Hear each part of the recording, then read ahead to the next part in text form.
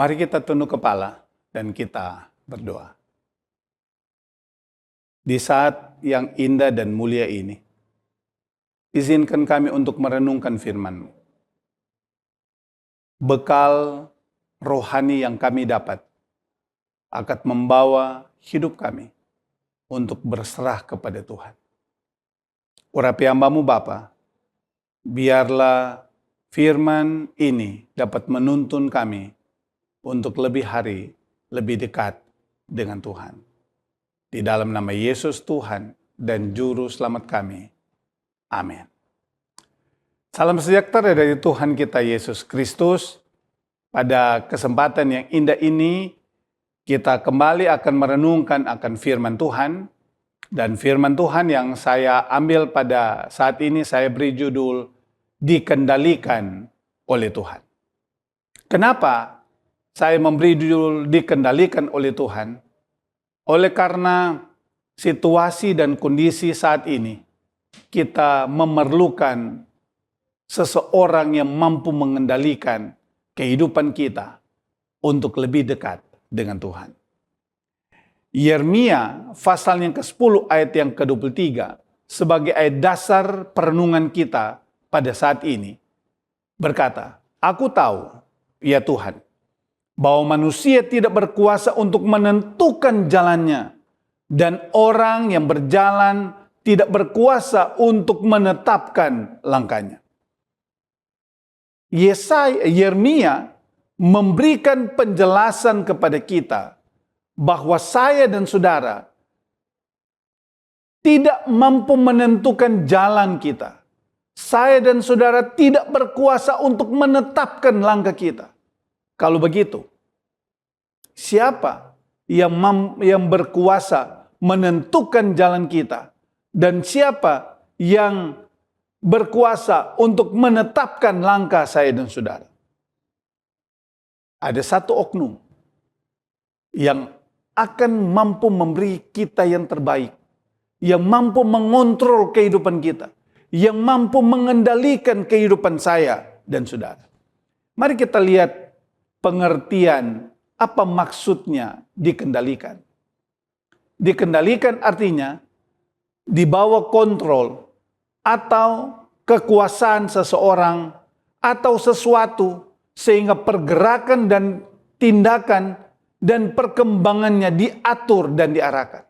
Itu dikendalikan. Dikontrol, dikuasai seseorang sehingga pergerakan dan tindakan dan perkembangan diatur dan diarahkan. Anda pernah bermain satu mobil permainan anak-anak, yaitu mobil remote control. Pasti Anda akan pernah mengalami permainan itu. Sebuah mobil dan ada remote control yang ada di tangan Anda. Kemana mobil itu akan pergi dikendalikan oleh Anda. Cepat lambatnya, belok kiri, belok kanan, Anda yang tentukan. Itu namanya dikendalikan. Dikontrol, di bawah kekuasaan seseorang, sehingga pergerakan dan tindakan kita sesuai dengan apa yang Allah inginkan dalam kehidupan kita. Demikian, dikendalikan oleh Tuhan artinya seseorang yang selalu dikontrol, diarahkan, dan ditangani oleh Tuhan sehingga tindakan dan pergerakannya sesuai dengan keinginan Tuhan. Allah mau saya dan saudara dikontrol oleh Tuhan. Allah mau saya dan saudara dikendalikan oleh Tuhan. Kalau kita mau saya dan saudara dikendalikan oleh Tuhan, maka saya dan saudara harus merelakan kehidupan kita untuk dikontrol, diarahkan oleh Tuhan, sehingga tindakan kita, pergerakan kita sesuai dengan keinginan Tuhan. Ada begitu banyak sekali orang yang mengandalkan yang mengatakan bahwa saya ini dikendalikan oleh Tuhan, tetapi pergerakan, tetapi tindakannya tidak sesuai dengan keinginan Tuhan, maka dia tidak dikendalikan oleh Tuhan. Masihkah kita percaya bahwa Tuhan yang mengontrol dunia ini? Kalau Anda percaya itu, maka saya akan memberikan ayat yang mengatakan bahwa dunia ini dikendalikan oleh Tuhan. Mazmur 24 ayat yang pertama. Mazmur Daud, Tuhanlah yang empunya bumi serta segala isinya, dan dunia serta yang diam di dalamnya. Saya dan saudara adalah bagian dunia. Dan Tuhan berkata, Dialah yang empunya. Artinya Dialah yang berkuasa. Dialah yang memiliki dunia ini, bumi ini dan segala isinya. Termasuk saya dan saudara. Itulah sebabnya yang mampu memberi yang terbaik dalam kehidupan kita adalah kita harus dikontrol oleh Tuhan. Pernahkah Anda mengikuti sebuah pertandingan sepak bola?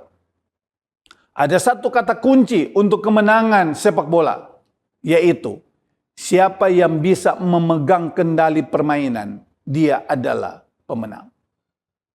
Siapa yang memegang kendali permainan, dia adalah pemenang. Kalau Yesus yang mengendalikan kehidupan kita, kita pasti menang dalam menghadapi segala tantangan-rintangan yang ada di depan saya dan saudara. Kalimat kunci yang menjadi modal kehidupan kita dalam menjalani kehidupan kita di dunia ini adalah Tuhan yang kendalikan kehidupan saya dan saudara. Saya mau membawa alam pikiran saudara kepada dua tokoh yang singkat saja saya mau bahas. Dua tokoh dalam Alkitab. Satu dikendalikan oleh Tuhan, satu mengendalikan dirinya dan tidak membiarkan Allah mengendalikan hidupnya. Apa yang terjadi dalam kehidupan mereka berdua? Mari kita lihat. Tokoh yang pertama, dia adalah Musa. Siapa Musa? Dalam perjalanan hidupnya selalu ada campur tangan Tuhan. Keluaran pasal yang kedua dimulai dengan Musa itu dilahirkan. Tuhan telah mengontrol kelahiran Musa. Mulai dari bayi, dia diancam dibunuh, diluputkan oleh Tuhan. Malah Tuhan memberikan dia kesempatan untuk masuk ke istana. Penyertaan Tuhan kepada Musa jelas yang Tuhan berikan. Yaitu Keluaran pasal 3 ayat yang ke-12. Jawab Tuhan kepada Musa, Aku akan menyertai engkau. Keluaran pasal 19 ayat yang kedua. Berfirmanlah Tuhan kepada Musa, Sesungguhnya aku akan datang kepadamu. Keluaran pasal 33 ayat yang ke-14. Berfirmanlah Tuhan kepada Musa, Aku sendiri akan berjalan di depanmu. Aku memberikan ketenangan kepadamu. Saudaraku, Tuhan mengendalikan kehidupan Musa. Tuhan menyertai kehidupan Musa. Sehingga ketika penyertaan itu diberikan Tuhan kepada Musa, Musa tidak pernah takut. Walaupun ketika dia dipanggil oleh Tuhan, ada keraguan. Di dalam Keluaran pasal 3, ayat yang ke-11 dan 12. Musa memberikan statement kepada Tuhan, siapakah aku ini? Dalam ketidaklayakan Musa, dia berkata kepada Tuhan, siapakah aku ini? Artinya, Musa mau menyerahkan hidupnya kepada Tuhan. Dia tidak mau ada sesuatu kekuatan, kehebatan dalam hidupnya yang membuat dia jauh daripada Tuhan. Dia bawa itu di hadapan Tuhan. Dia mempersilahkan Tuhan untuk mengontrol hidupnya, mengendalikan kehidupannya. Sehingga semua janji penyertaan Tuhan berikan kepada Musa. Tuhan berkata kepada Musa, Aku akan menyertai engkau. Aku akan mengutus engkau. Tuhan akan menyertai. Orang yang dikendalikan oleh Tuhan adalah orang yang selalu disertai oleh Tuhan.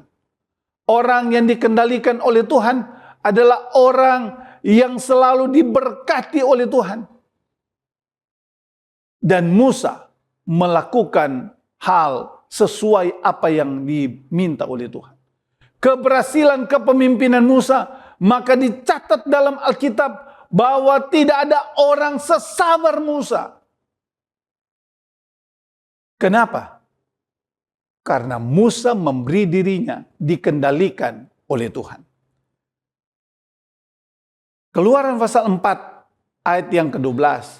Dari sekarang, pergilah, aku menyertai mulutmu dan mengajarkan kepadamu apa yang harus kau katakan. Ini menunjukkan bahwa Tuhan membekali Musa dalam tanggung jawabnya ketika dia menyadari siapa dirinya dan menyerahkan hidupnya kepada Tuhan. Keberhasilan diberikan oleh Tuhan. Tokoh yang kedua, yaitu Simson. Anda tahu siapa Simson? Simson adalah tokoh legendaris dalam Alkitab yang terkenal dengan kekuatan yang luar biasa. Itu dicatat dalam Hakim-Hakim pasal 13 sampai Hakim-Hakim pasal yang ke-16. Kehidupan Simson dimulai dengan kelahiran yang unik. Kenapa unik? Karena orang tuanya menginginkan seorang anak, tetapi mamanya tidak bisa melahirkan. Dan Tuhan memberkati, melihat kerinduannya.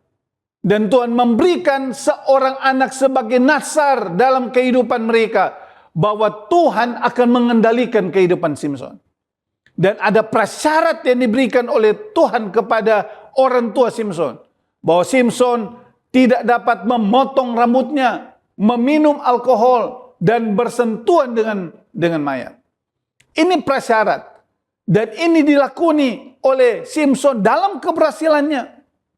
Tetapi sangat tragis ketika Simson mau mengandalkan kekuatan dan melupakan Tuhan.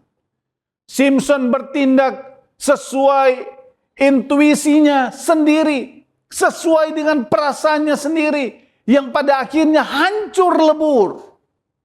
Hakim-Hakim pasal 14 mencatat bagaimana Simson keluar dari nasarnya. Dia dijebak oleh pilihannya. Dan tidak mau dikontrol oleh Allah. Tidak mau dikendalikan oleh Allah. Kehidupan mereka hancur, berantakan. Saudaraku yang kekasih dalam Yesus Kristus.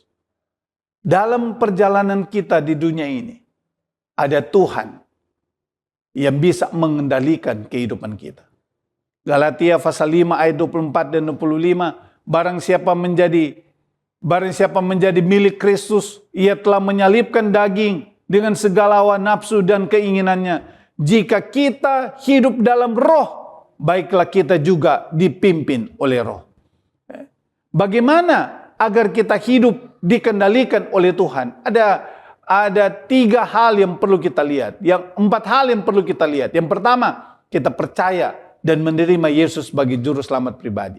Yang kedua, kita harus bergaul erat dengan Tuhan setiap hari. Lewat apa? Membaca, merenungkan firman-Nya, berdoa kepadanya setiap hari. Yang ketiga, bersedia membuka hati kita untuk dipimpin oleh Allah. Dan yang keempat, kita takut melakukan pelanggaran dosa.